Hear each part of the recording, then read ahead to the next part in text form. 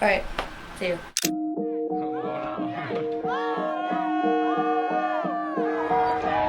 Hey! What's up, Logan? In March 2017, one of Vine's most notorious superstars greeted a crowd of screaming children from atop his $1 million apartment. I'm gonna set this up. I want to get you guys some socks. Yeah. But he didn't plan to just give the kids free socks. Unbeknownst to his fans, Logan Paul had devised a plan to prank his most loyal supporters into thinking their favorite influencer just got assassinated in front of them. I'm not making this up. Explaining at the beginning of the vlog how he wanted. Wait, that sounds kind of cool. Oh my God, what the fuck? Why is... I know this man. This is Austin Mills. I play basketball with him. To mess with his Why fans is he waiting there? across the street, Logan clarifies the Low Gang is about to witness his murder. The 14-minute video features Logan and his band of cronies buying a $70 prop shotgun and setting up a fake blood sprayer behind a giant window where all his fans can get a clear. Okay, this is kind of fucking... I mean, it's like real fucked up. It's real fucked up. But also, at the same time, it's like kind of funny. Am I crazy? Don't yell at me, but like... like, if they weren't kids, if he didn't do this to like children, it'd be pretty fucking sick.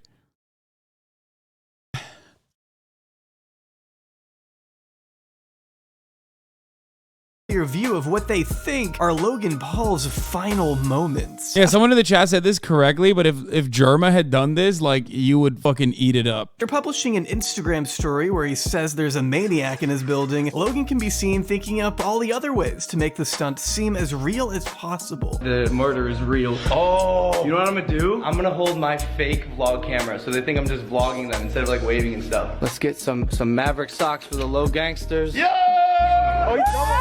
As he steps toward the window, vlog camera in hand, a masked man brandishing the shotgun approaches Logan from behind before shooting him in the back point blank. Blood splatters all over Logan and the window as our man slumps against the glass and slides to the floor. At Yo, Logan's that's awesome. direction, his friend props him up one last time, making sure the kids can get a good look at their hero's bloodied corpse. Shrieks of confusion and disbelief ripple across the crowd of preteens. What the fuck? Also, crowd of preteens and then just a whole ass adult, okay? This dude played basketball for Baylor, dog. What the fuck's he doing in this video? He walked on to Baylor.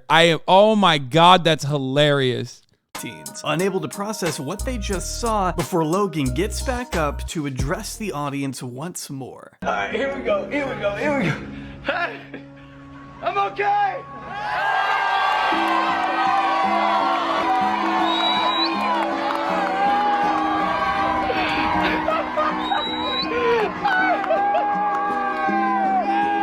Did you believe it? I think it's like a mix of like yes and no. He assures them he's fine and that he's on his way to meet them across the street after he washes off all the fake blood. After all, it was just a prank, right? He said W murder. Oh my God. Oh, what a horrific pause. Oh, jeez, Lord mercy. That is, oh, that's more traumatizing to the kids than anything else, really. What the fuck? You see this shit as a child, you're like, oh, hell no. Hell no. Oh, my God. Oh, my God. Eustace bag looking motherfucker. Oh, no, brother. That is, whoo, whoo. Lucas Timothy. God damn, dude. God. Go to Turkey, go to Turkey, go to Turkey, go to Turkey, go to Turkey. For your judgment to be so clouded by the chase for fame and riches that you would fake your own violent death in front of the ones who love and support your content the most, you'd need to be a special type of deranged. You'd need to be one of the Paul brothers, men who have spent their entire lives chasing numbers on a screen to add to an infinite pool of wealth. Just this video alone garnered Logan a grand 23 million views before he inevitably took it down. When it comes to the Pauls, brand. Yeah, honestly, back then, YouTube was insane. I mean, he literally filmed a dead body at the suicide forest. Like, YouTube was so psychotic. People, I mean, half of you grew up on it and, like, don't even realize how fucking devastating that shit was. But, like, it was this, Trans man, like, rapist prank YouTubers, okay? This kind of shit. fucking racist prank YouTubers, sometimes rapist and racist prank YouTubers, okay? And then fucking just straight, just mainlining psychotic right-wing propaganda, like just straight up Richard Spencer shit. Branding is everything. And ever since that fateful day in a Japanese forest, you can say Logan has made it his mission to appear as changed as possible on the surface. But what happens when you peer a little deeper into the void? Do you find a truly changed man, or just the same soulless clout goblin who would abandon all morals for a crumb of attention? I'm assuming you know the answer. Logan Paul was caught with his pants down, exposed for one of the largest scams ever run by an influencer. Join me in documenting a multi-million-dollar grifter that never seems to change no matter how much he wants us to think he has. It just seems to me like he's always looking for the next quick buck at the expense of his audience. Pretty much exemplary. No clickbait, no nothing. Logan Paul is just not to be trusted, period. In the ultimate prank on humanity, Logan Alexander Actually wrong. Paul was also we're born gonna on talk April Fool's 1995 in Westlake, Ohio. Raised by Pamela. Okay, that's it. You got it. 4 minutes in, you already ended the man. Okay, there you go. That explains literally everything. He made it out of Ohio. It's just like there's straight up nothing you need to explain further other than that. And Gregory Paul alongside his younger brother Jake, who you may or may not potentially have possibly heard of. We've done a lot of dumb things. This is the dumbest thing we've ever done. As much as I'd love to tear into both these goofballs, I only have enough patience to cover one scam artist at a time, so I'll have to pace myself. Growing up outside of Cleveland, Logan's outgoing personality was bound to land him in front of a camera at some point. By 10 years old, he had already picked up a hobby of photography, which evolved into making videos in his early teens, uploading archaic vlogs of their sports teams to YouTube in the very early days of the site. But nothing truly caught the attention of family and friends until they began shooting funny little sketches and pranks. We are going to test it out right now. It's pretty loud. These early videos were posted to a couple joint channels the boys shared by the names of Zoosh and L-Dog and J-Slice, which you can still find remnants of all these years later. For the most part, these videos consisted of a preteen Logan filming whatever wacky concept popped into his still developing brain. Looking back, it's not hard to see Logan's personality shaping into the one we know today. Can I have an order of some? With, Sorry, what's that? an order of some. Okay. Can I have How many of those would you like? 3?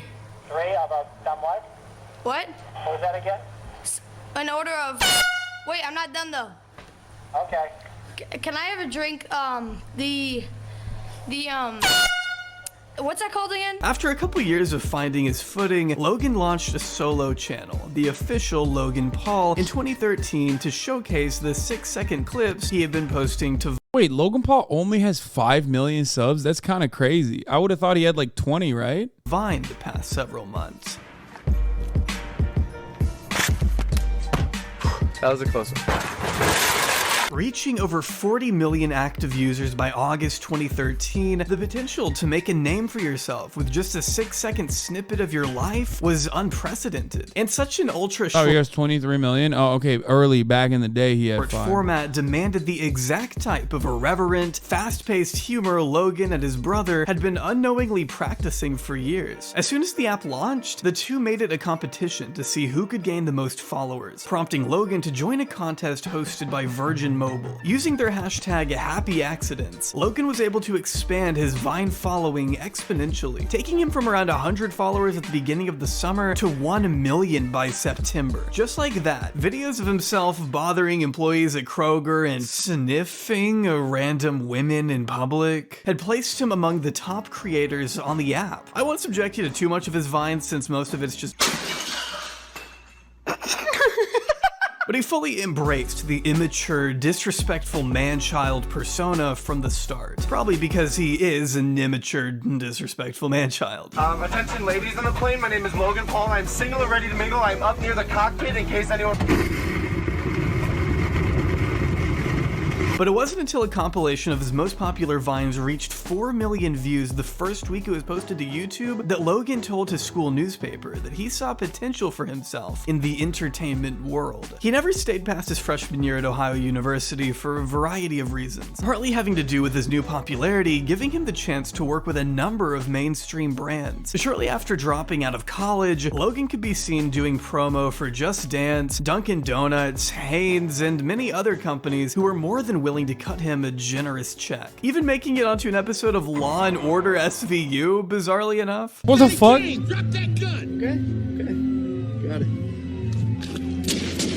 By the mid-2010s, his clout was That's awesome. exploding. For better or for worse, people everywhere were talking about Logan's content. His army of low gangsters, as he called them, paved the way for his account to hit 9.4 million followers by late 2016. Even his pet Maverick the Parrot had a sizable Instagram account. Logan was proving even back then that if you had the numbers, you had leverage. Everything was downstream of getting as many Vine loops as possible, until the game changed. What's up, Internet? My name is Logan Paul, and I am reporting live from Vine Street. Today we are going around asking some of Vine's biggest creators how they feel about their platform being killed off like a chicken at McDonald's. Let's go! If you ask me, plenty of missteps factored into Vine's inevitable death. But the biggest of all was that nobody was getting paid. Seriously, you could be getting tens of millions of views a month and never see a single penny. So when the biggest Viners... Yeah, but so is TikTok, and it was just brand deals. Vine was too good and too early. That's it.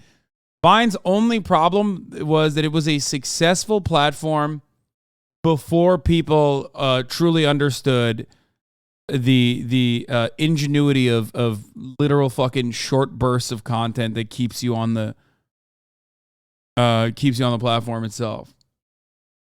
Hasan, did you ever make a Vine? I never had a Vine. I never had a Vine account, and I never made a singular Vine. Realized they could just take their massive audiences elsewhere, Vine's fate was sealed. They had competition with YouTube AdSense, but were evidently not willing to compete. Without a sustainable business model that worked for their creators, Vine had no choice but to suspend all services on January 17th, 2017. By that point, plenty of massive ex-Viners were already well on their way to becoming some of the biggest accounts on Instagram and fastest growing channels on YouTube. One of the most notable, of course, being... What is up, people of the internet? My name is Logan Paul, and welcome to my vlog channel. That's right, I'm vlogging now. You get to see more of me. Sick, right? Logan kicked off his vlogging career on September 12th, 2016, with a trip to the music festival Burning Man. The 16-minute two-part series essentially laid the groundwork for what fans could come to expect for Logan's new channel. Daily uploads consisting of whatever new adventure Logan was embarking upon that day. His early vlogs featured appearances from other top creators and his lovely, very likable family. Man, what's up with you? Jake Drake, and I'm Drag. Even a few A-list celebrities made some cameos here and there. Don't do that. What? Bro, Kevin Hart was on a Logan Paul video? That's, dude, that is, wow. That shit is buried, brother. I had no... What the fuck? Yeah, their dad's a bit of a freak. I think he like kissed a girl that was like 17 or something, right? And a few A-list celebrities made some cameos here and there. Don't do that. No, I don't think so, bro. At this point, Logan was also tapped to star as the main character in the YouTube-Red original movie, The Thinning, a science fiction teen dystopian drama that I'm sure is great. You couldn't pay me to watch it, but it sure as shit can't be as bad as Logan's solo movie. Don't be so Bro, for context, I need people to understand, this is pre-adpocalypse at this point, I believe. And YouTubers that were this famous pre-adpocalypse made hundreds of millions of dollars, okay? Like, it was literally, like, Twitch is having its gold rush, or had its gold rush, I think, moment in a similar vein. And the number of money, the number of dollars that Twitch streamers made literally pales in comparison. Like, it's like nothing, okay? Nothing.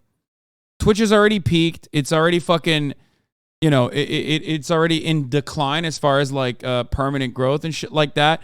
But the bag that like PewDiePie and you know others of that sort, The bags that they fucking got were literally meteoric. Okay?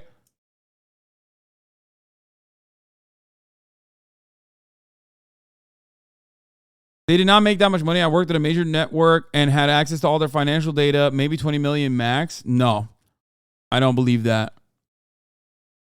I think all of the YouTubers that were like literally banging at that point, you're talking about AdSense money.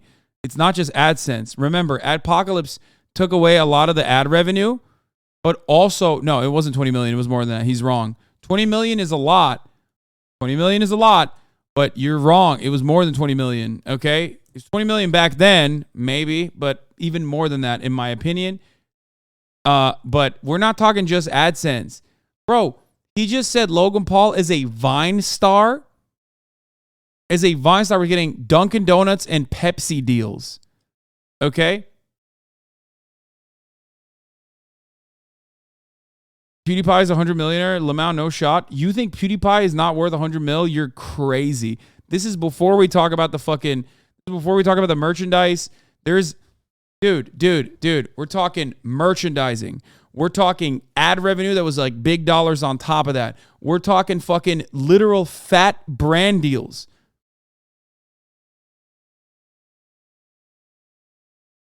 Let's see what PewDiePie's actual net worth is now. Let's see. I mean, none of this is going to be real, obviously, but yeah, it says it's around 40 million. No, I don't believe that. I think they just say that every fucking, for every content creator. There's like, oh, it's probably 40 million.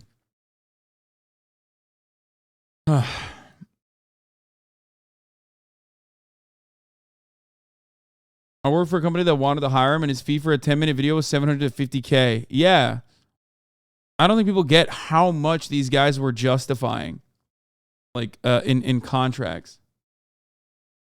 Be naive, please. My name is Penis. As per usual with daily vlogging, Logan was constantly needing to up the stakes to keep his audience watching, which for the most part were actual babies. If you watch just a couple seconds of any of these vlogs, you can tell Logan deliberately geared his content towards a much younger demographic. From the editing to the way he spoke, the colors, the titles. I mean, this stuff must have been crack for middle schoolers, which makes it only slightly awkward when you have videos like my boy hooked up with my mom. I can barely say that with a straight face. Oh, you called? Yes, I did. Ready? Yes. But first, a word from our beautiful sponsor, Raycon. Raycon That's crazy. provides premium...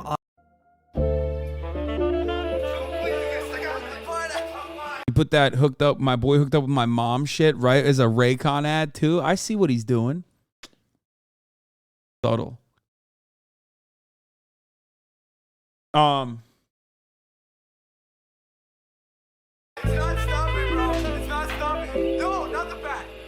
The health thing alone was like, bro, I drove myself to sickness. Which also has something called a purple ceiling, where they expect creators to max out views, burn out, stream less, and then leave. YouTube, on the other hand, had actively built up its creators until the adpocalypse. Wait, really? I mean, that actually makes a lot of sense if you look at like all the OGs on the platform. And with the exception of myself and like XQC, I would say many of the top content creators have literally consistently lowered their hours of streaming. And Summit too. I think Summit is another one who like literally has not stopped and is just fucking going. But yeah, I mean, think about it. Which is understandable. We're not talking about popping off. We're talking about hours streamed.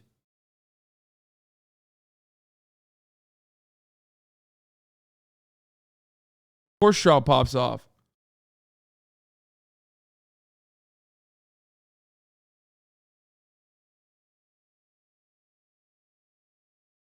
PewDiePie is not worth 100 million. I mean, this Reddit, I can't believe I'm going to Reddit for this, but like, it does make sense. PewDiePie net worth, according to Google, is 30 to 50 million. His net worth, according to Bing, is 40 million. His monthly earnings are upwards 406,000. His yearly earnings are upward 4.8 million, according to Social Blade. And Social Blade yearly earnings are like insanely fucking vast, but it's like usually probably closer to the higher side. Monthly earnings are, according to Nox Influencer, his yearly earnings are around 800,000.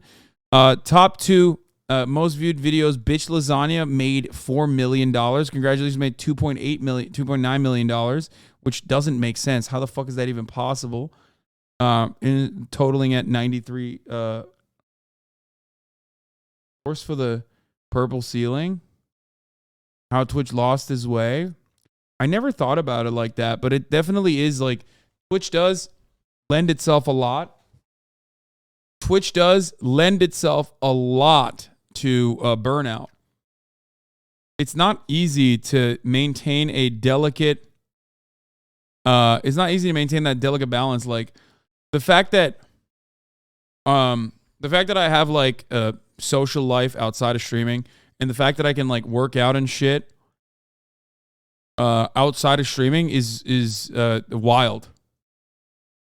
Most people don't do that. Yo, by the way, the old CEO Emmett left the company, which made the new CEO do the layoffs a couple days later. What a bitch move. Yeah, that was like pretty fucked.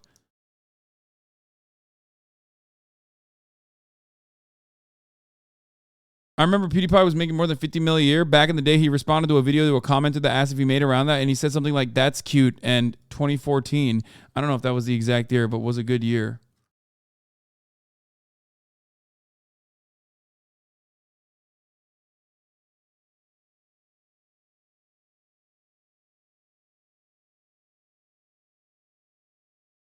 You're able to do that because you neglect those gaming frogs. If I could easily game and maintain a similar audience, if I could easily game and maintain a similar audience, I would probably do 12, 13, 14 hours. It'd be worse for me.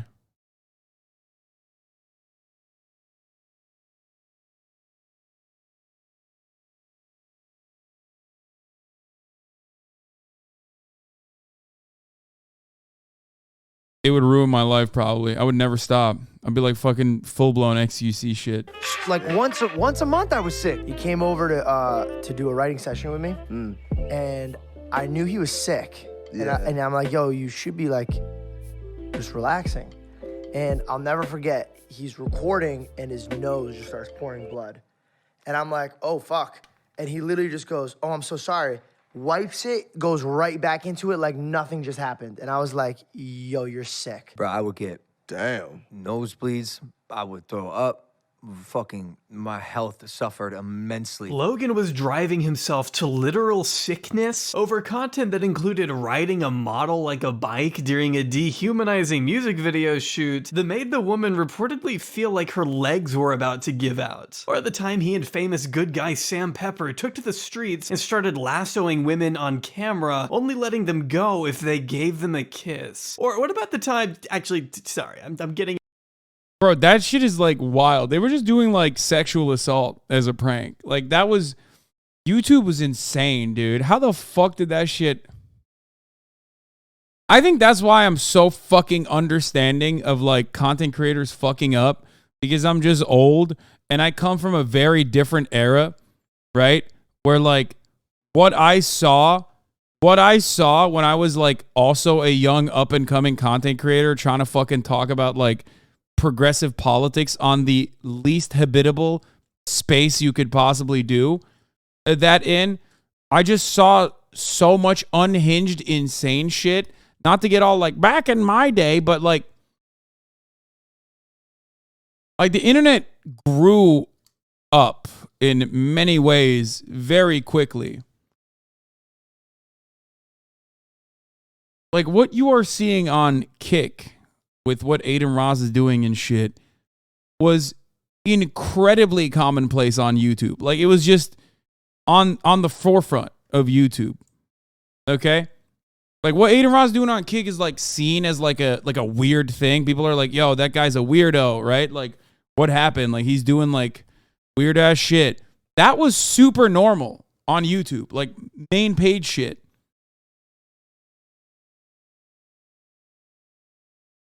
And people will say old Twitch is like that. I was not on Twitch, so I don't know. But I have heard that that was how old Twitch was like as well. Yeah.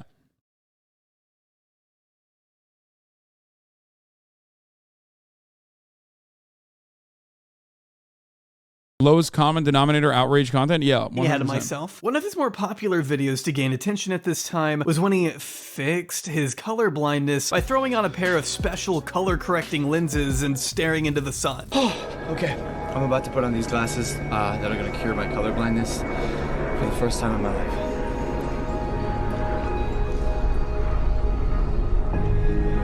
Let's see what HasanAbi was doing in 2017 while Logan Paul was popping off. Okay, shut the fuck up. Oh my God, I'm wearing the same jacket. And the same glasses. I literally look better now. Oh my God, I look better now. It's a glow up.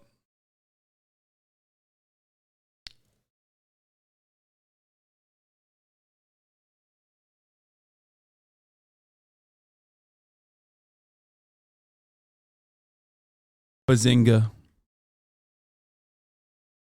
Most consistent human. Even my fucking fits have remained consistent. That's not true.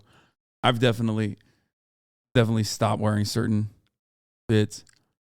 I saw it 5 years younger than you, but we still recognize it as sexual assault.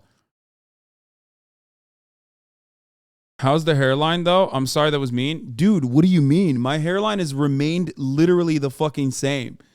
And that's actually shouts out to modern medicine. Thank you for thank you for helping.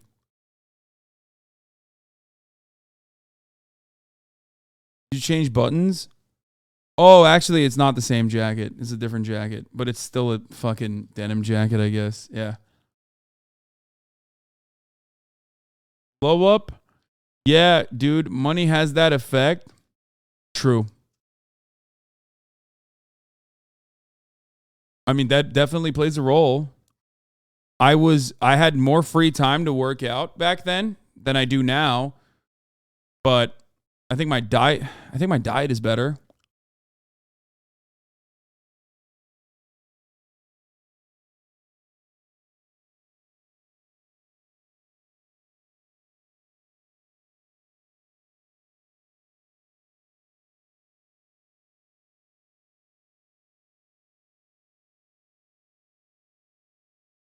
It used to have point. Now the hairline is straight.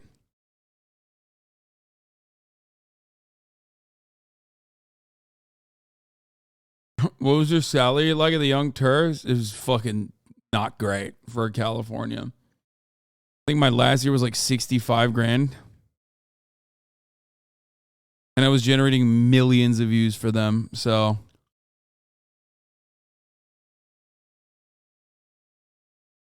not great.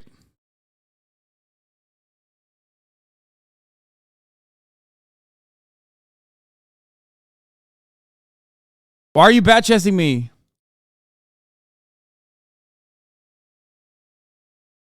Damn, 2016 Hasan can get it. 2023 Hasan is getting told, not tonight, I have a headache. Wait, why? I think I look better now. I mean, do people really change in appearance that much from 31 to 37 years old? Fuck you, bitch. I'm 31 now. And I was what? This was like 6, 7 years ago. This was actually 7 years ago, not 6. Okay?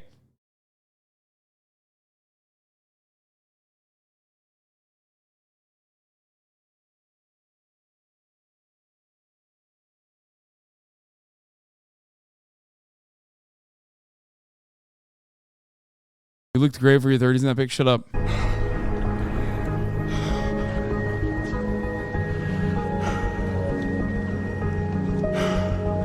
With such a clearly fake reaction coupled with the cliche sad music in the background, the video was picked apart by commentary channels and laughed at by basically everyone on YouTube. I became very emotional after watching that video. I went on Social Blade and I was moved. It felt like seeing colors for the first time on Social Blade. Right.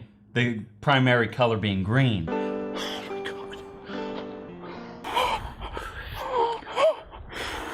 It's wild to think that, like, I mean, both of these dudes have dramatically changed their worldviews over that period of time too, I think.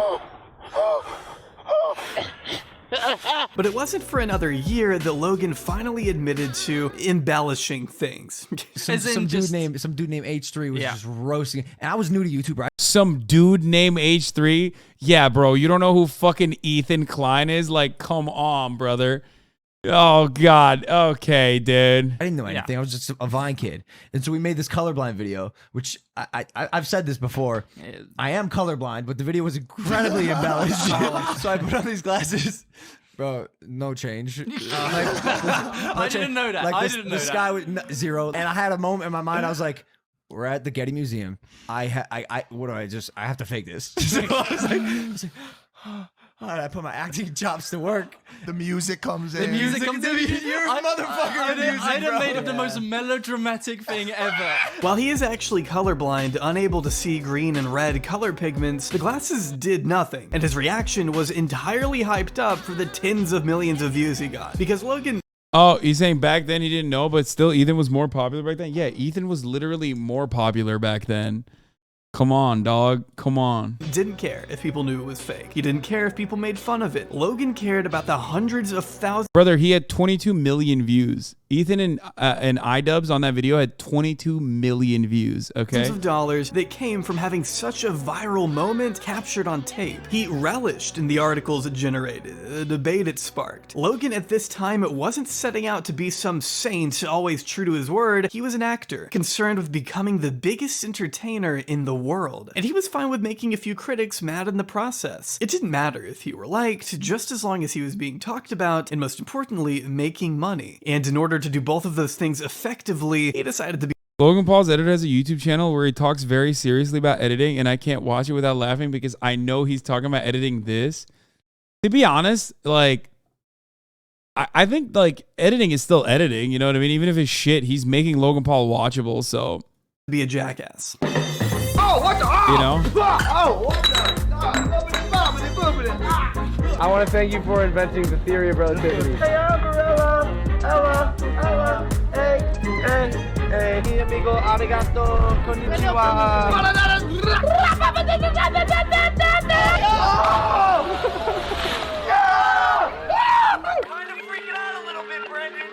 What, bro? Do you even know? Brandon, look, dog, dude, we are 9,000 subscribers away from hitting 10 million subscribers in 1 year of vlogging. Not even, in 340 days. The year he crossed 10 million subscribers was also the same year diss tracks were taking over the platform. Thanks in part to his little brother Jake bursting onto the scene, Logan was making more money than ever before with their fake beef, an ear-piercing diss track on Santa Claus, and a new series of travel vlogs he named Adventures in Tokyo.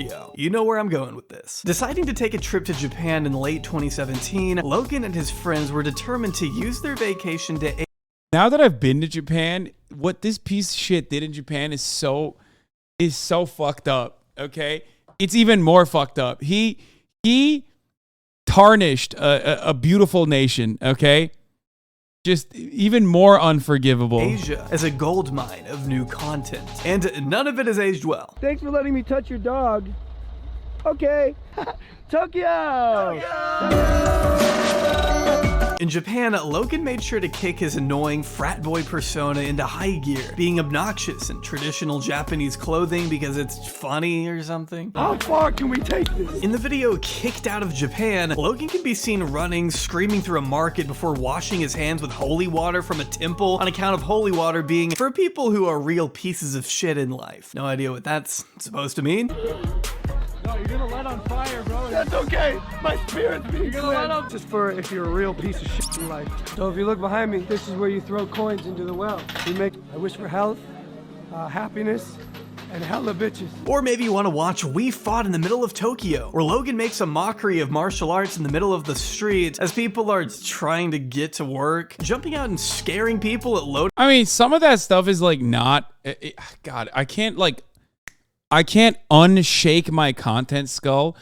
Like, every step of the way, I feel like Logan Paul, if he didn't push it to the next fucking level by doing like unimaginably cruel and fucked up shit, would have been still a majorly successful content creator without any of the fucking controversy. Like, he always had to just like go up to the fucking limit and then way past it. You know what I mean? Right now you're getting mad at me and saying, nah, fuck you, Hasan, blah, blah, blah. But like, if he hadn't, like, if he just did like the martial arts thing, right? Like, that's not, you know, whatever. That's fucking, have you I'm telling you, people take photos in Shibuya all the fucking time. People shoot content in Shibuya all the fucking time. Yeah, it's a little annoying, but like it's nothing that you would write home about. You would not lose your fucking mind. But the energy that you have for what he did here is literally motivated entirely by what he did that was so unimaginably inappropriate. Like dehumanizing, awful, like just completely fucked up, which is the Suicide Forest stuff. If he was just like running around and yelling, that's still fucked up. Okay? If he was running around and yelling in the marketplaces, like washing his hands with holy water, all that stuff's fucked up. He shouldn't do any of that. But like that's pushing the boundaries. That's pushing the boundaries beyond what is acceptable. But if he like limited himself a little bit, if he just limited himself a little bit, he would have literally been just as successful and he wouldn't have been as controversial. The temple shit's fucked up, bro. No. I know. All of that stuff is disrespectful and fucked up. I'm saying those are in the unacceptable category. But like him fighting in the streets of Tokyo or whatever, him fighting in the streets of Tokyo is not. Like, it's just... You mean if he wasn't him at all? Just as successful? No, I think he would have been. If he never did those NFT scam shit, he would be fine right now. He sort of redeemed himself publicly and had a lot of things going well for him. Well, I think Aubrey is going to change our minds on that. That's why we're watching this video. Putting dogs by hiding in the back of their trucks. Then there's real-life Pokemon Go in Tokyo, catching strangers. Where instead of summarizing what happens, I'll just show you.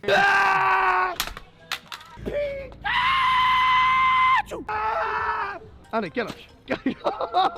Oh, you've been caught. Wake up, we got trouble with the cost and merch to sell. Toyota, I choose you.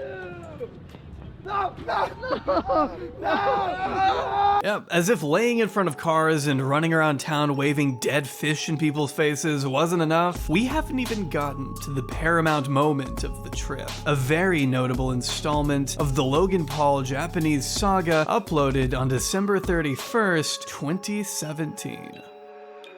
Now, I remember the day this video came out, and I actually watched it over on his channel before it got taken down. The video was not only live for over 24 hours, but even trended on the main trending tab before anyone really asked any questions, which means the millions of kids within Logan Paul's audience at the time didn't think it was bad to film a dead person. But once the news trickled outside of his core fanbase, it was Dylan O'Brien fucked them? Oh, dude, goddamn. Still a goated poster, by the way. Doesn't he post a lot? Like funny shit? Logan was met with some of the most severe backlash I think I've ever seen towards one specific YouTuber at once, which for good reason, obviously. Yeah. This guy was getting bodied. It is literally one of the most deserved pieces of backlash that anyone's ever gotten for any particular kind of content. Like Aaron Paul tweeted at him. How dare you? You disgust me. I can't believe that so many young people look up to you. So sad. Hopefully this latest video woke them up. You are pure trash, plain and simple. Suicide is not a joke. Go rot in hell.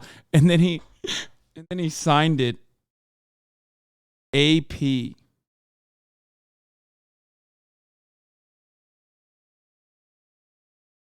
By Jesse Pinkman and the Queen of Winterfell, for God's sake. That's how bad this was. Even my parents learned the name Logan Paul thanks to an SNL skit. Already auditioning candidates, got some prospects. Logan Paul. As expected, the entire YouTube community took up arms against the guy they finally had a good excuse to hate. I don't think there was a single person defending Logan Paul over the age of 6, but that didn't stop him from putting out one of the worst notes app. Bro, he literally went on Good Morning America to apologize. That was so crazy. What a fucking era, dude. What a fucking era. That was, yeah, someone in the chat said that was before he became the main character on Twitter, before Twitter had that like as a culture. Love that. Yeah, the notepad apology.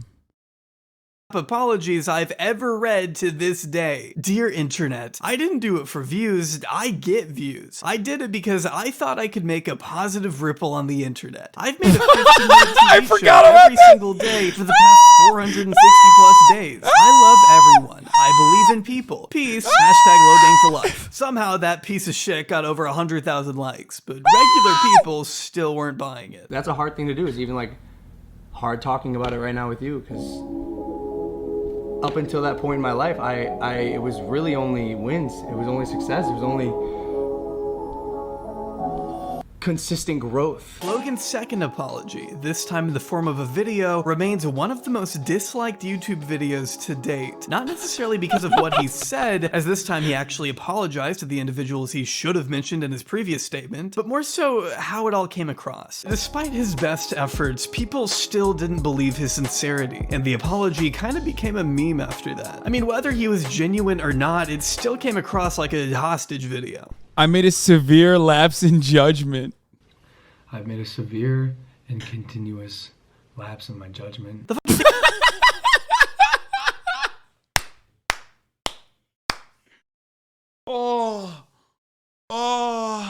A banger. A banger, dude. Actually a banger. There's not, dude, iconic. He is, God, he's so, oh God, it's so good. It's so fucking good. It's so good we forgot about it. Like, but it's still a fucking classic. The moment that you see it, it's just like, it lights up in your mind in the same way. You will never see something that iconic. I think my certified hood classic moment is, you know, what America deserved. Okay, let's. That's gonna be. That's probably gonna just stay there. Monetized for a bit. I mean, how can you blame someone for not buying this video? He kept it short though, and at the very least told his fans to stop defending him. After all, he wasn't losing subs, he was gaining them. The negative press didn't seem to hurt him too bad. Not even YouTube did much to punish him. All they did was cancel, postpone his next movie and remove him from the Preferred Partners program, which I didn't even know was a thing until making this video. Apparently, he was pulling in so many views that YouTube allowed him to get paid more money than the rest of us by being a preferred. Yeah, by the way, I know that like this is such a fucking played out thing to mention, but is there better proof that cancel culture is just fucking fake than Logan Paul? Still one of the like largest content creators on the fucking planet. I mean, he filmed a person who committed suicide and fucking posted it. Louis C.K. You think Louis C.K. got canceled? Brother, Louis C.K. won a Grammy like last year. Louis C.K. almost performed in Ukraine when Kiev was being fucking invaded.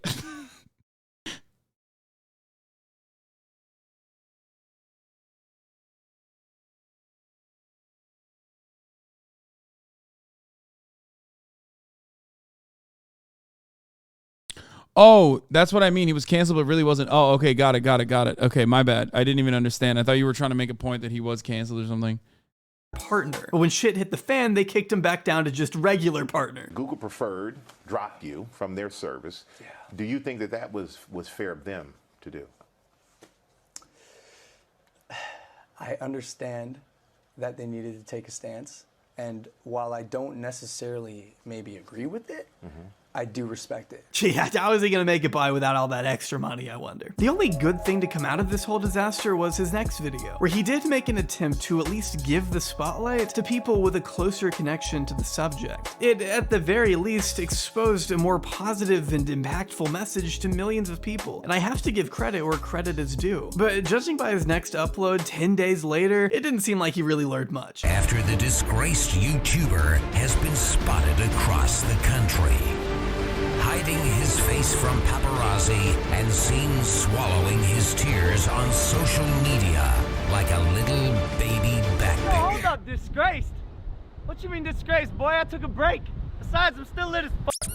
What other YouTuber you know can take a 3-week break and still gain 1 million subscribers? Boy! It still felt like a joke to him. Also, it did not help that he made headlines again for tasering a rat corpse not even a month after the forest incident. Like, why was he even doing this? He even made fun of his reputation as a controversial YouTuber in a bizarre Fox News interview. Just so you know, I am an ex-controversial YouTuber. That's it's no longer me. I know that. If I'm being quite honest with you, I'm the fastest YouTuber. I'm the fastest entertainer on the planet. I could be talking about running. Running. I could be the quickest man on the planet. You I'm do everywhere, Instagram? baby. I'm everywhere, and I'm nowhere. I'm like a ghost. And I'm betting $100,000 that I'm the fastest man on the planet. I'm the fastest man on the planet. Yeah, but I will say my expenses just surpassed my income for the first time ever.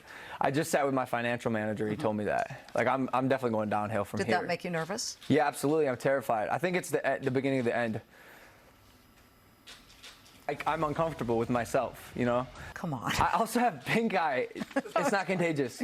But talk No, to it me is. about- There's a 2-week incubation period. I'm Okay, so sorry. but yeah. He just wasn't mature enough to take anything seriously. And Okay, that part was kind of funny. I can't. Damn it. I mean I guess that's why he's like successful despite all of the. Come on, bro. He's trolling Fox Business. Like the juxtaposition of like having a fucking asshat like him. Don't say Logan Paul defender. No, having an asshat like him is just like on such a uptight, stupid fucking platform like Fox Business is of course going to create shit like that. And it would be a while before he could truly rebuild his reputation in a way that mattered. But he sure wasn't going anywhere anytime soon. I'm sure you've heard, fight has been confirmed, the contract has been signed. August 25th, London, I am officially fighting KSI. Is it gonna be a fight though? Oh, shots fired. I'm not gonna underestimate the kid, right? I'm taking it very, very... Influencer boxing had been heating up since fall 2017, escalating when Joe Weller was beat by fellow British personality KSI in a highly publicized match in February 2018. In a post-fight interview streamed live to over 20 million people, KSI made the following call-out. Jake Paul, Logan Paul, any other Paul, I don't care. Which came as no surprise given how Logan and by extension Jake had become the most hated people, not just in America, but on the entire internet. Jake was put on the undercard to fight KSI's. Yeah, I'm not gonna lie, I think Logan Paul has any sort of reputation because of KSI. Legitimately, without KSI, Logan would not have gained shit back as fast as he did. KSI saves his career 100%. I think so too. KSI has been, for as far as I understand, I'm sure he's a YouTuber, so there's plenty of fucking awful things that he's done too. Every YouTuber has, but by the metric of YouTubers, if you're like measuring him towards like in comparison to like other YouTubers, he is relatively unproblematic, I think, or at least the outlook is that maybe because he's from England, that they don't see him as like a problematic content creator, and he had a very good. Guys, stop writing shit. About he had a rape face controversy, but he changed a lot. Yeah, I'm stating that the Sidemen, KSI, maybe because they're on the English side of YouTube, okay, have been able to stay away from like Logan Paul levels of controversy, which, at the time was very fucking commonplace. We're talking about YouTubers that went to jail and shit. Like, you're crazy.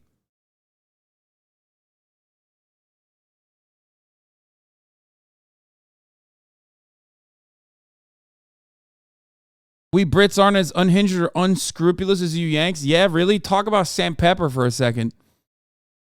Fuck you mean, bro? No, there were plenty of fucking awful... There were plenty of awful British content creators as well, but they came to America. His younger brother Deji, while Logan stepped up to accept KSI's challenge. As we know from prior instances, Logan considers all press good press, and by then his reputation was at its lowest point ever. He could certainly stand to benefit from some media attention that wasn't just, hey, remember that vlog that guy did? You just said, yeah, rape face, but nothing seriously. No, what I stated was like, these guys were all doing fucking awful shit. Okay, they were doing awful shit for the most part. And I'm talking about why KSI is not seen as like a a problematic content creator because like it didn't like that was not seen as big as a fuck up by the broader internet audience. Not only that, but I'm pretty sure he's not like he has grown a lot as a person, not only as a content creator since then anyway. Yeah, I'm talking relative to other content creators of similar sizes at the time. Yeah. Regardless, everyone on the planet anticipated seeing these two dudes completely knocked on their heads. Except Jake, of course, beat Deji, and Logan's match went to a completely underwhelming tie, which turned into a rematch the next year where we finally got that satisfying ending. The event kicked off a trend of influencer fighting that's both revived boxing and generated a fuck ton of money. But most importantly, it's helped keep Logan in the public eye. He didn't just fade into the woodwork, he was on everyone's screens. Again. From there, he continued pumping out vlogs as his channel surpassed 20. Real Chads, serious question. He said, did you talk about the shooting? I just got here. What do you think? I mean, just take a breather and just think for a moment. Do you think I talked about the shooting that happened today? What do you think? We're 7 hours and 51 minutes into the broadcast.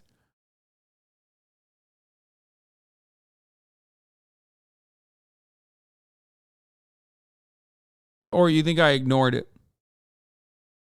The biggest news story of the day. You think I talked about it? I'm gonna go pee. 20 million Think about subscribers. He made sure to effectively use the attention he was already getting to his advantage, culminating with the launch of his popular weekly podcast, Impulsive, which is a pretty smart name, I have to say. Logan Paul sought to usher in a newer, more subdued side of his personality. From the beginning, the show was always meant to be a deviation from his high-energy, child-guided vlogs and sought to capitalize on an older demographic capable of listening to more nuanced, multifaceted discussions. No, no,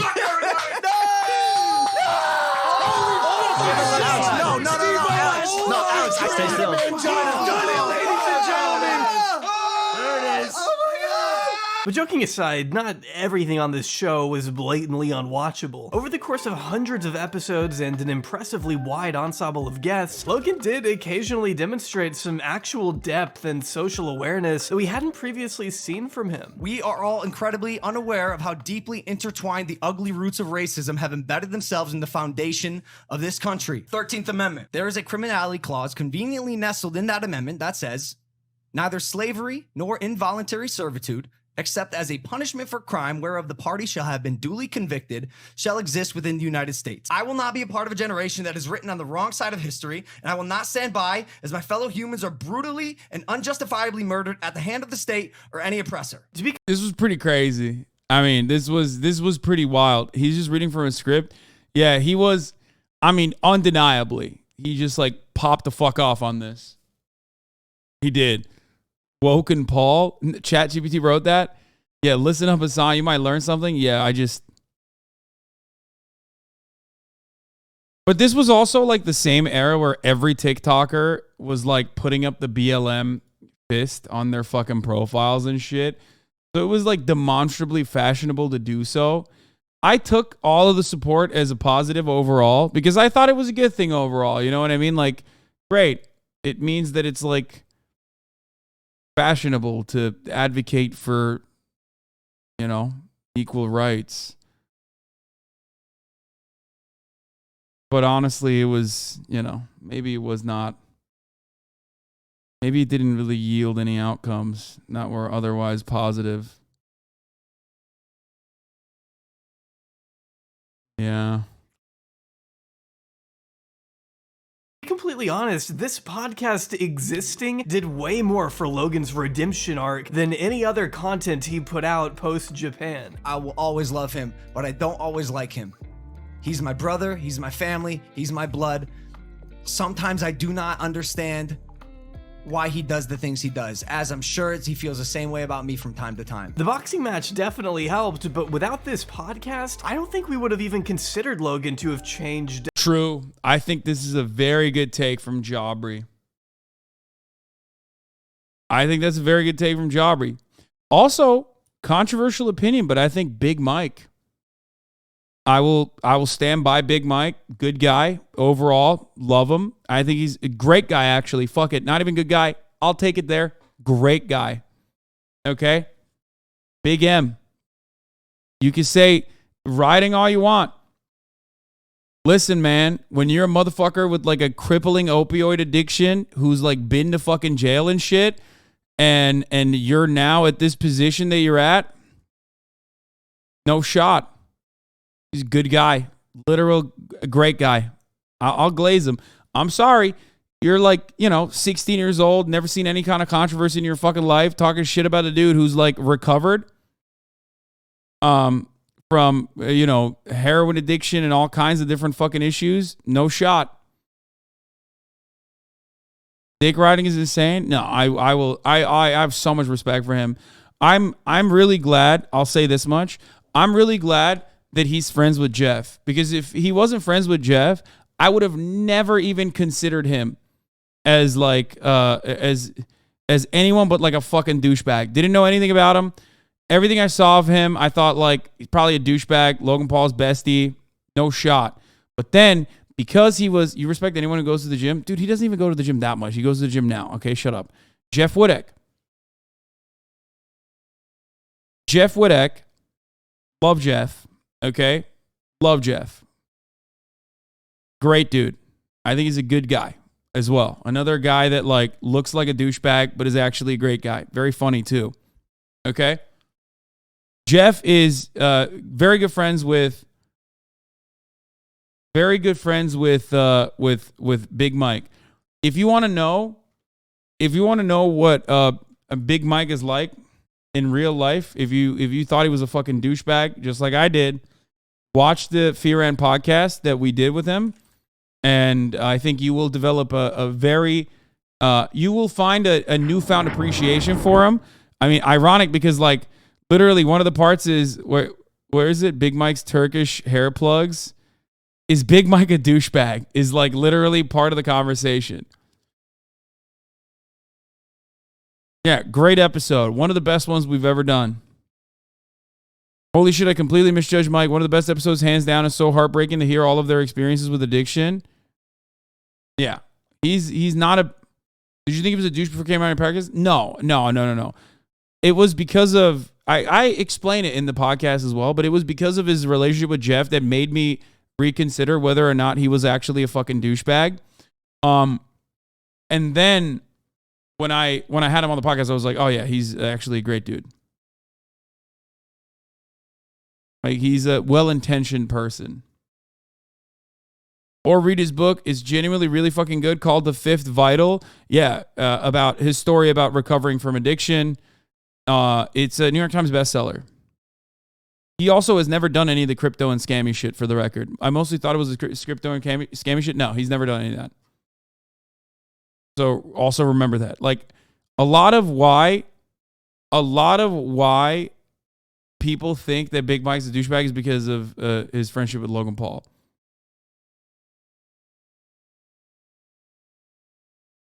That's it. He definitely was involved? No, I don't think he was. What do you mean?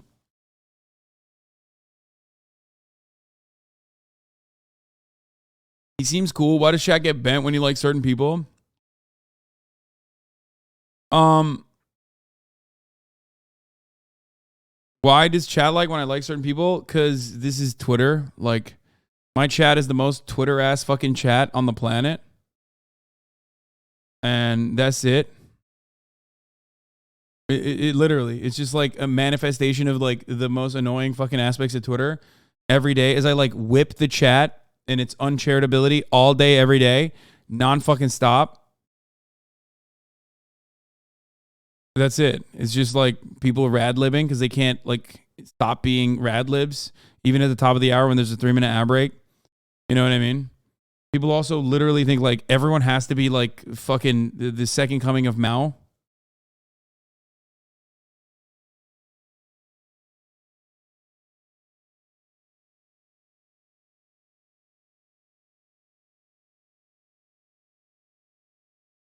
Also, a lot of people just like, they make up their minds and then fill the blanks afterwards. And they've made up their minds about them. So they're filling the blanks. They'll look for like anything and everything. They will look to fill the blanks with anything and everything, even if it's like minor, you know what I mean? Like a defensible thing or, you know, because like everyone is fucked up. Everyone has done something that's fucked up. You know what I mean? Everyone. I don't care who you like. I just don't think Mike is a good guy. Okay, well, there you go. If you don't want to, then it's fine. But regardless, give it a shot. Give the podcast episode a shot, and your attitude might change. Mine certainly did. Was he the one who threatened Coffeezilla over the phone? No, he was not. That is Logan Paul's manager. But again, why are chatters centering themselves in this combo? Because good guy, fuck off. Dude, listen, man. Someone who is literally fucking recovered from like literal serious severe opioid addictions and like, you know, went to jail and shit. Like, I'm sorry. A lot of you motherfuckers are in the chat, either anonymous, so we have no way of like assessing what your background is, or two, lived a very privileged and sheltered life. When I see someone like that, okay? When I see someone like that, I'm going to have a very different perspective. Okay? Everything I believe in, it's like literally in action. Things I believe in general, about the world, about what I preach, as far as like rehabilitation and shit like that, I am, you know, I'm practicing what I unironically talk about. Anyway. Yeah, I believe you've actually met the guy. Yeah. Being a recovering addict does not make you a good guy. I never just said that. I just said that overcoming immense trials and tribulations, such as recovering from a heroin addiction, does give you at least a little bit of fucking leeway with someone like myself. Again, I don't want to hear about this from little shitters in the fucking chat whose largest trial that they've overcome is the top of the hour ad break. Okay, by subscribing for $5 or for free with a Twitch Prime, you overcome the top of the hour ad break, and you think this is it. This is my daily trial. You know, I did it. And some of you get gifted a sub anyway. Okay, you're such a hypocrite.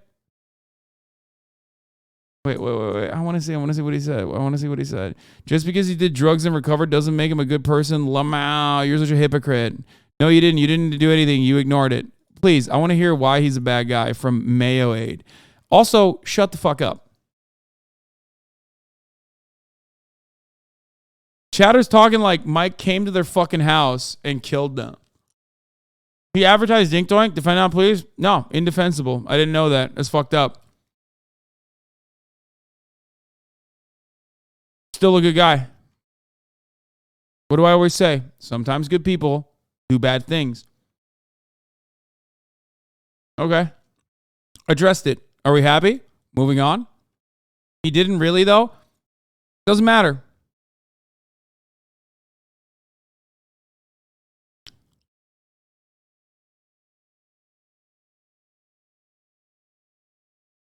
Ethan asked him about Dink Doink. What did he say?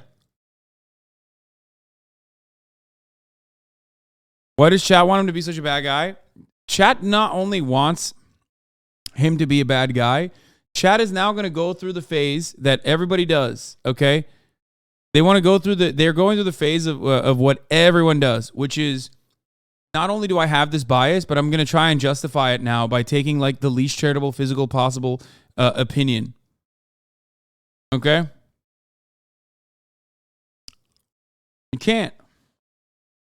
I think it's fair to be skeptical and not take your word at face value.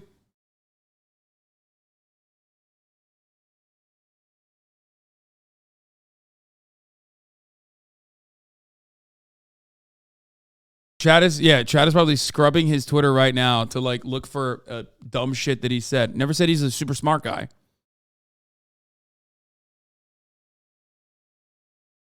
Thank God Mike never came on stream. You motherfuckers are losers. Oh yeah, 100%. Yeah, you're right. It's not necessarily that like they want him to be a bad guy. I think it's because they want to be right. Whoever said that in the chat, you're right. I will never be fucking this aggro towards someone who is recovered, who's someone who is like, Keg W got him. Oh, fuck yourself. Okay, now you're banned. Once again, this is why no one likes this community. The irony is that even this community doesn't like itself. The most shit Twitter takes is just one negative opinion they have on a person and then warp their perception of that person that they're just as bad as Nazi. Is so fucking annoying. Yeah. Is so Twitter. It's Twitter shit. Like I said, is how it is. It sucks. But listen, there is a different way. Okay? There is a different way. There's a different way. You can get better. Okay? You can rehabilitate your fucking attitude. Okay? You can. Sometimes we are trapped in a cage by our unfair perceptions of the world because we are sheltered. You get it? We have a false sense of who people are supposed to be like. Maybe even you look to someone like myself and you say, everyone's supposed to be like that. That's my unproblematic content creator. You know what I mean? And I think that despite all the fucking hate that I receive, I think I conduct myself in a way that is as moral as I physically can be. Okay? And even then, I still fuck up. Even then, I say some shit when I get angry. Okay? Don't use the word sheltered, man. It's got nothing to do with it. Otherwise, you're right. No, I think it is. This is the perception this is the perception, this unfair categorization of human beings that only sheltered people can have.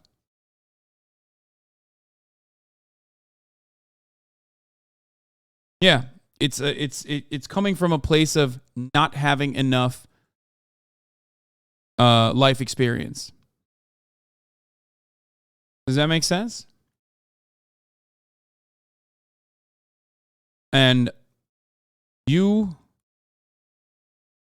hopefully should have the same attitude towards everyone that you wished, or the same charitability towards others that you wish one day people will cast that same kind of judgment on you. At all. Back in the day, the idea was just flex, show people how great I am, be a cocky, confident, arrogant, loud, boisterous prick, and draw attention. It was like shock value was the way to break into the homes of millions of people through the internet. You were a cartoon character at one point. Would you say that? Yeah, for sure. Bro, both Jake and I were. There's not. Are you kidding me? There's no such thing as a more quintessential villain than the fucking 2017 Paul brothers. Like, what were we doing? I was convinced for a little while that the maturity Logan seemed to display during these episodes might be here to stay. Maybe he had truly reflected enough on his years of constant insanity to have become a better person looking to make an actual positive impact on the massive community he cultivated. Wait, what? Oh, what the fuck? What? Yeah. Okay, I guess I was horribly mistaken. At the end of the day, this is a fraudulent... This is why it's so fucking like insane to me, because Aubrey is totally correct here. He looked like he was making a legitimate change in his life. That was obviously his output. And then he saw an opportunity to fucking hit the bag, and he was just like, oh, perfect. Let's go. Let's do it. Practice, all right, in a lot of cases to be pushing onto your fan base. A lot of these law enforcement agencies should look at Logan Paul. See, at the end of the day, behind Which, by the way, they are looking at Jake Paul, for the record.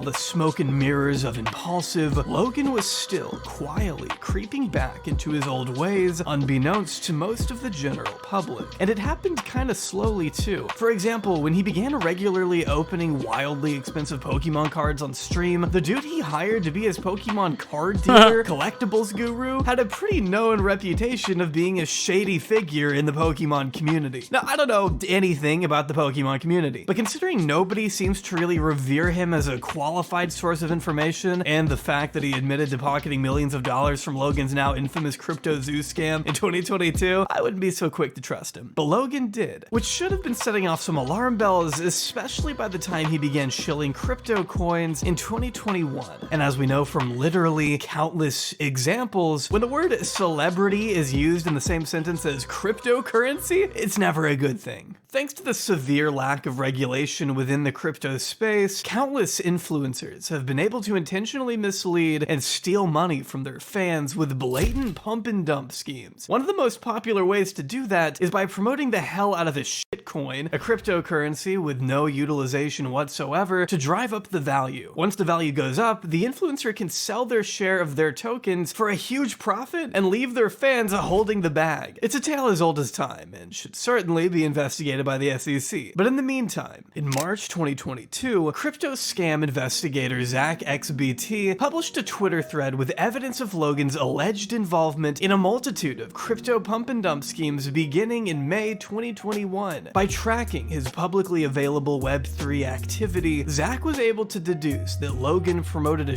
coin by the name of Elongate to his private club of Maverick members. So in other words, his most devoted fans who actually pay for a closer connection to Logan. It's all good. Elongate made me rich. Elongate, baby. Let's go. Elongate token. After hyping up the Elon coin in a video leaked on May 10th, Logan allegedly dumped his shares on May 17th, walking away with a $112,000 payday before it crashed. That's sort of fucked up, but he'd do it again and again when he plugged another crypto coin immediately after, this time on his public Twitter page. Not financial advice. God, I'm gonna get violent. According to the screenshots, Logan bought the coin right before his tweet went out and sold 12 hours later for a net profit of $116,000. You can kind of see a trend here. The Twitter page, like, dude, that's the wildest part about that is just like fucking over your fan base for $116,000, which is a lot of money, right? For one day's work, but nothing for Logan Paul. That's what I mean. That's what I'm saying. Like, that's like a lot of money for every single chatter here. But that is not anything for Logan Paul. It's pure greed. Pure fucking, like, why are you doing that? Just to do it? Like, just to fuck your fans? Like, I don't understand. $750K for 10 minutes of video and he goes for $116K in coin.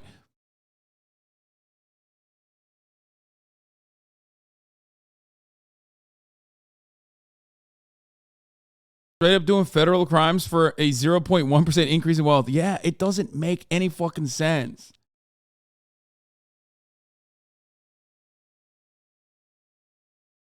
for this particular coin hasn't been active for over a year. I said the anti-Mr. Beast method. Yeah, Mr. Beast. Yeah, literally. It's just like today I scammed. Today I scammed all my fans out of $100,000. So he's clearly not doing it for anything other than money. If this was really a project he believed in, he wouldn't have sold 12 hours after telling us he believed in it. Then, by the time Logan's You want to know why he did that, by the way? For people saying, why would you fuck your fans? Which are the reason you have money? Because he can. Because he can get away with it. That's it. As simple as that. I think, like, he just doesn't care. And it hasn't ruined his career, so it doesn't matter. He's, like, signed with the fucking WWE. He does a lot of shit that actually could basically change his reputation entirely. Okay? Like, completely. And yet he just doesn't, like, he does the shit that is actually good. Okay? And then he has to literally, are scams not considered career ruining? No, man, not in America, not in 2023. In general, like, it's just not. Clearly. Grab of a fight with Floyd Mayweather rolled around that summer, Logan was paid in free crypto tokens by the company Emax, which he then turned around and sold for an easy $70,000. It's worth noting here that, of course, Emax is its own scam that's been involved in 2 lawsuits to date, so no idea how they even became a sponsor, but that's another story, I guess. Mr. Beast does it for clout, so who's really worse? Logan by a lot, yeah. Dink Doink, which I've actually talked about on the channel before, but in light of what's happened since, it's wild that he ever got away with it. To further avoid accountability, he tried to say the Dink Doink mascot was the one who invented the coin, as if that makes any sense. In no surprise to anyone, despite all of Logan's forced promo for this thing, Dink Doink fell flat on its face. The Twitter page hasn't been active for a year, and the domain name is currently up for grabs. Gee, it would really suck if someone bought it and uploaded this photo to it. God, I would really hate that. The most egregious part of all of this was that we had to suffer through these painfully unfunny skits that half-assedly ripped off South Park for some reason. Dink Doink, you're my favorite coin. Oh, it's not. He didn't do it. I thought he actually did it. He didn't do it. On my chest, Yeah, I don't know. That the whole time felt like a fever dream. But little did we know then that Dink Doink was only setting the stage for a more sinister grift that stole millions of dollars from hardworking investors who made the fatal error of trusting Logan Paul. He's like, I actually do have a project, excited to announce it. It's called CryptoZoo. It's a fun game. They called it a fun game that earns you money. They're going to sell you these two things. Eggs is NFT, and then there's a coin aspect to it. The eggs will then hatch into animals that will earn passive zoo tokens. Does that make sense? No. Immediately following the backlash from Dink Doink, Logan bizarrely decided to fling himself into a new project that for sure this time wouldn't be a scam like all the other ones. Instead of a coin, Logan was going to try his hand at NFTs, an NFT game to be exact. And just in case you thought this was just like any other NFT pyramid scheme where you throw your hard-earned money into a void in exchange for a shitty JPEG of a cartoon lion, Logan assured on multiple occasions that this was something different. Doug, I'm not the fucking bad guy here. Yeah. There's some actual fuckers. Yeah. And it's not me. Like, I'm here to build, to be an honest builder. Logan cares extremely deeply about his audience, loves his brand, doesn't have This is the most irredeemable part of Mike, okay? Which I will admit. That's it. This is it. This is the reason why I thought it was a douchebag. I didn't even watch this video, but like that's literally why he rides him so hard. Scam to make money. Which is kind of understandable. I think like Logan Paul dramatically changed his life. You know what I mean? Guilty by association is why people hate him. I mean, guilt by association, but also he does ride for him. I know what I'm building. I know I have a good heart. I know where my head's at. I know I've fucked up a lot. Also, remember, that's not before the scam. That's after the scam, for the record. So it's not like he's like participating in a... he's not participating in like a cover up or anything. He's just, he's being a meat rider, which he is. He is a meat rider for Logan, for sure. But I've learned from all of it. Ideally, you would buy their in-game cryptocurrency, Zoo. They could be used to purchase NFT eggs, which you could then trade or hatch into animals to be bred with other animals to create your own god-awful abominations. So you could breed a panda with an elephant to form a panda-elephant hybrid. Exciting. But the rarer an animal is, the more Zoo tokens it's worth, and ultimately the more you can sell it for in the end. The idea is that you should be able to make money off these stupid images. One of the major pulls was that CryptoZoo came complete with its own set of original handmade artwork. If one Google image reverse search didn't reveal that to be absolute bullshit too. We handmade art for the past 6 months, bro. Approval, very specific notes, 10 different artists making art for our project. A development team that has to be wizards. See, because Logan assumes everyone around him is an idiot, guess he thought he could mash together already existing Adobe stock photos and pass them off as original work without people knowing. It's a weird thing to lie about, but who am I to expect anything from this guy? If repurposing stock photos was the worst part of this entire project, I don't think it would be that big of a deal. But wouldn't you believe it, CryptoZoo, the brand new trailblazing NFT project that Logan promised you could make money from, doesn't work. Never has, probably never will. Very this shocking. Damning discovery was of course made by the SEC of YouTube, CoffeeZilla, who spent over a year meticulously picking apart Logan's hilariously convoluted scheme, only to expose it to the world in late 2022 through a 3-part series garnering nearly 20 They aren't being just Twitter idiots. Even if Logan Paul made Mike, he still supported and justified a scam. Mike regrets that a little bit. He said that on H3, but he still wrote a scammer and people can hold that against them. Yeah, fucking kill him then, dude. I don't give a shit. You guys are fucking annoying and you would not behave this way in the fucking real world. That's the point that I'm making. This is why I say you're sheltered, okay? Like that's my point. You're making my point right now. Trying to re-justify it over and over again is not going to change my perception of not only Mike, which, whatever, you don't like him, who gives a shit, but like it's not going to change the way that I fucking experience the world and what I want to get people to behave like, okay? That's it. Like, go outside, touch fucking grass. Think about the ethical considerations that you lend to members of your family and members that you meet on a daily basis. People that you think in the real world are like good people overall.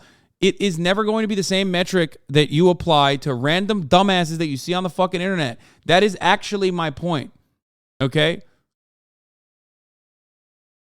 Do you get it? That's it. You are behaving in the incredibly draconian American fucking mentality, the brain rot that is also part of the reason why our carceral state is always justified. Is always justified. Like, you make things that are totally redeemable out to be irredeemable. Why? Because you started off with the same biased, preconceived notions that I did as well. And it sucks. You know, it's just, it is what it is. It's like, it's very weird. It's a very weird attitude to have.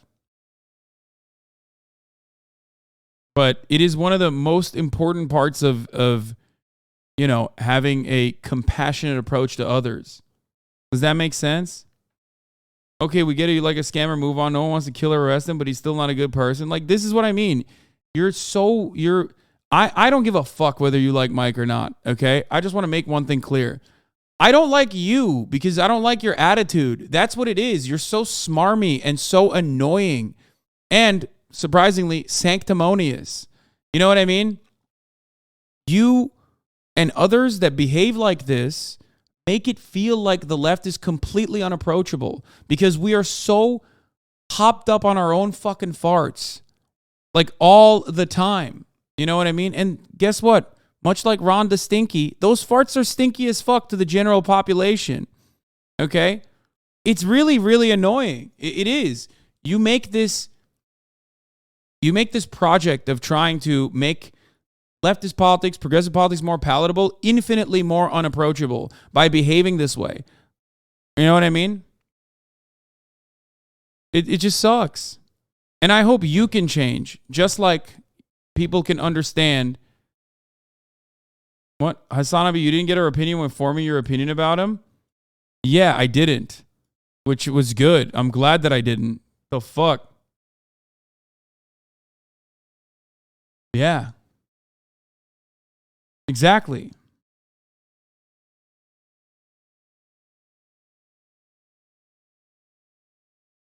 Guys, you don't understand. He overcame drugs now, so he's a good person. Like, your malignant narcissism is correct. That is what you're expressing here, and nothing more.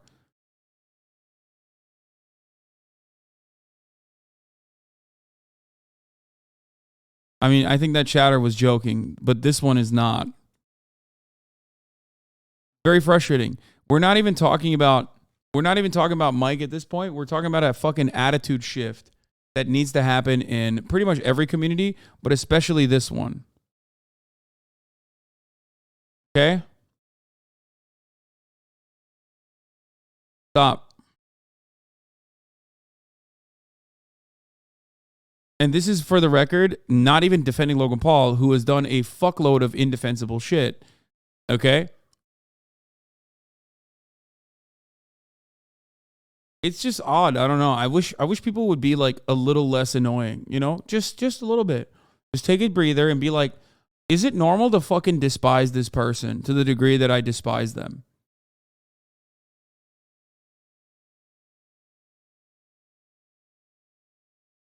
Does that make sense?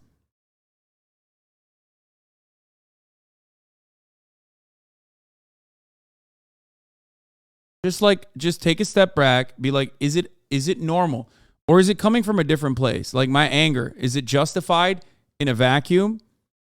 Or am I just like lashing out at everyone that I see that is behaving in an immoral way? Because in a lot of instances, I think in a lot of instances, the way we behave, especially under the guise of anonymity, especially online, especially in a community like this one, is always always so smarmy, you know, so scoldy.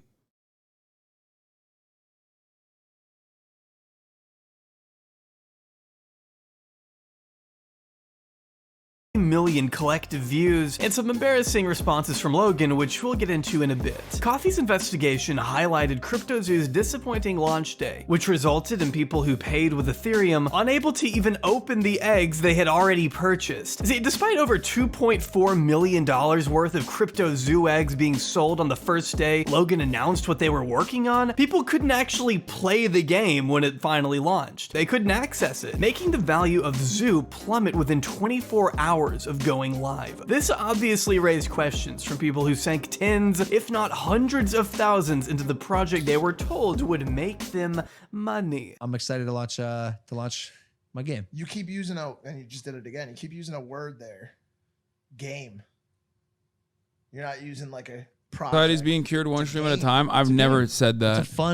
It's a really fun game that makes you money. Game that makes you money. Makes you money. Makes you money. Makes you money. But instead of Logan or anyone addressing what was going on, they were all silent. Logan quit promoting it and never commented on it again. Instead, he moved on to another NFT project. I came up with an idea.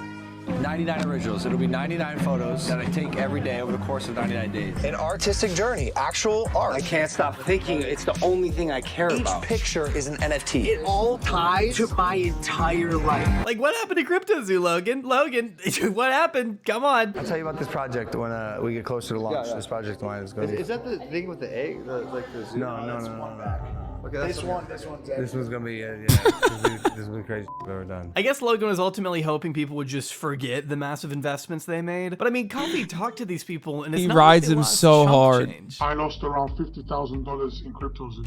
I lost $40,000. I lost around $15,000 US. I lost $25,000. $120,000. $500,000 Australian, which is $500,000 in CryptoZoo. Shut up! There you have it. Yeah, 500K. Logan had some explaining to do, along with the rest of his team, who consisted of Logan's manager, Pokemon Boy from earlier, and a pathological liar who embellished his entire resume, lying that he once helped Man, the this was a crazy fucking saga. Coffeezilla really fucking ripped him. NFL, went to MIT, worked for the government, and was an orphan. Weird stuff to lie about. And even weirder for Logan's manager to still hire him, despite being warned of his dubious background. I confronted him about some of Eddie's lies, including how he didn't work for the NFL. Jeff told me he doesn't know much about the NFL, but he knows about the business world, and so Jeff and Logan were going to continue working with him. And as Coffee spoke to more people involved with the project, things began to look even more concerning. I'd suggest you watch his full series since it goes way more in depth than what we'll be covering today. I'm sorry, bro. 500K loss with crypto scheme is economic Darwinism at that point. Yeah, there's got to be a cutoff. You know what I mean? Like, it's a weird thing because like you're still scamming people, so you're still worse than the other guys, but like they're all literally fucking. It's oh my god. Today, but to summarize, Coffee was eventually given leaked screenshots of Logan and friends organizing CryptoZoo from the start. These guys don't deserve to be scammed. They're vulnerable people who believe the pathological liar. No, chat's not all that ruthless when they fucking say that like, no, they don't deserve to get scammed, but like, they are definitely, come on, man. No, they're fine. They buy gas station chips. Like, come on, brother. Like, this is one of the. It's still inappropriate. It still should be illegal. But you got to realize that, like, at a certain point, a lot of these guys think that they're going to be giving the bag to someone else, and then they end up being the bag holder themselves. That still doesn't mean, like, they don't have to be perfect victims, right?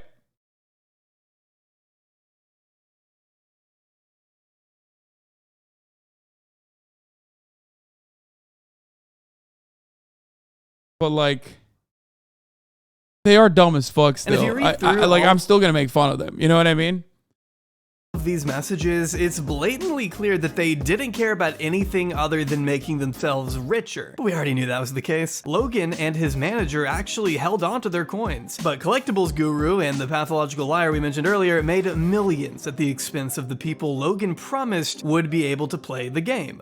They couldn't, and some got entirely fleeced. Logan has since promised to refund these victims as a part of a 3-step plan he announced after Coffee's video, which is good if it happens, but it's also also important to note that Logan would 100% not have done any of that had he not been criticized relentlessly by multiple huge personalities. And we know this because of Logan's first horrific response to Coffee, where he apologizes for nothing and attempts to absolve himself completely of any wrongdoing without actually providing any counter arguments to Coffee's points. Like many on this platform, you have successfully used my name for views and money. While your work used to be impartial, your addiction to clicks has clouded your judgment. Oh my and God, that very was so real bad. with very real repercussions. Coffee, you took That's a bold statement. Do you have anything to back that up, Logan? Spoiler alert, no. Logan was more interested in digging himself into an increasingly deeper hole. For example, when Coffee interviewed CryptoZoo developer Zach Kelling, who claimed to have not been paid for his work, Logan responded with, "Oh, that guy? Yeah, he's actually a criminal. And so is this guy. Basically, I hired a bunch of criminals to make this prized game I supposedly care a lot about." He spent time in prison for multiple felonies, who has turned out to be a professional con man, fooled billionaires,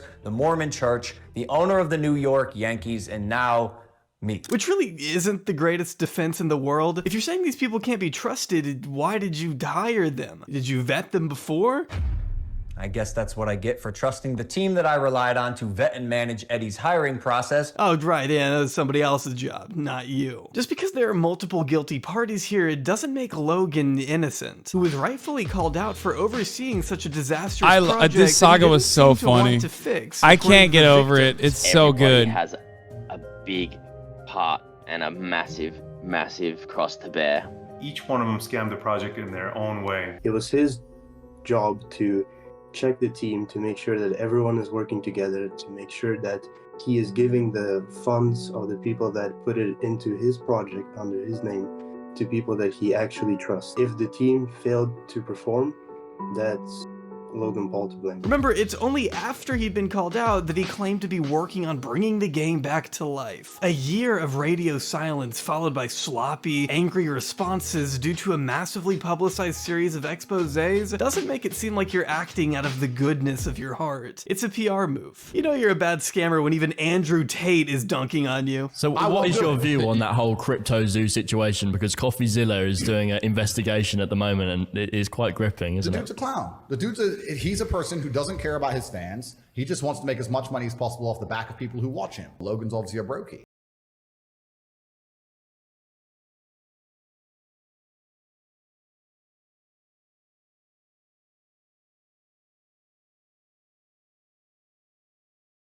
Didn't you do that? You know, aside from the sex trafficking, allegedly.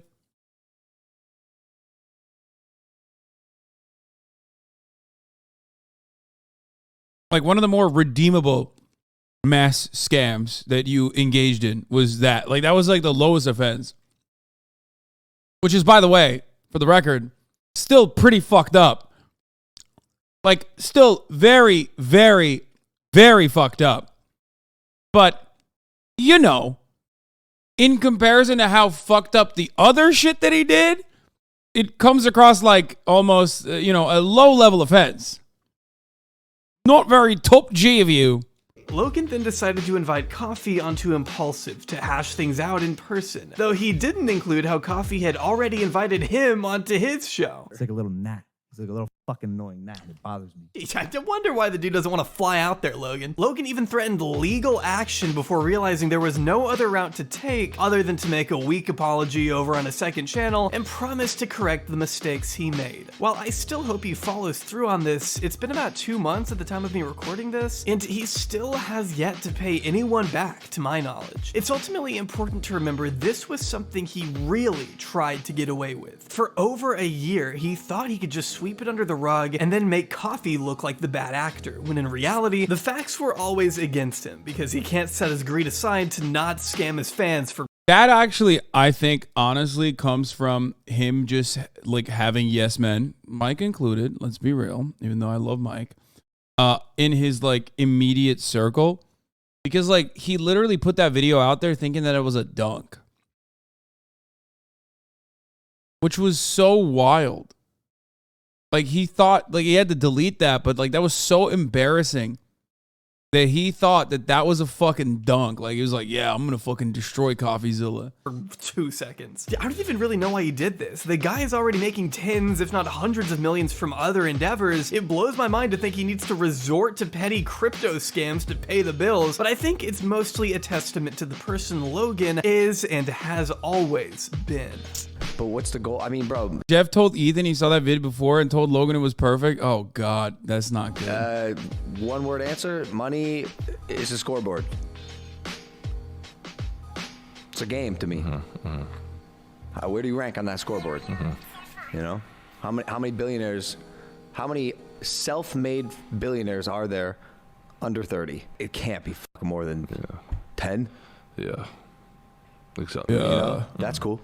That's cool to me. How many kids will that inspire? Now, when it comes to online crypto scams, the argument gets made that the full blame falls on those who were naive enough to invest. And while careful consideration and precaution should be taken before ever throwing your money at something influencer-backed, I don't particularly blame the fans, at least in the case of Logan Paul. It's not like he was selling, I don't know, MILF token. This was supposed to be far different than the other notorious crypto scams of the past. He was very clear about making that distinction. Even when it became apparent the project wasn't working, he still refused to do anything to make things better. He offered no transparency, effectively stringing his investors along with vague promises as he prepared for his next grift. If you ask me, Logan has not changed much since 2017. All he's really done is rebrand himself into a more trustworthy figure on the surface, only to betray that trust in a slimy attempt to line his pockets, even when it's at the expense of his biggest supporters. He doesn't care about you. Yeah, if he didn't do the sequence of crypto scams, notice like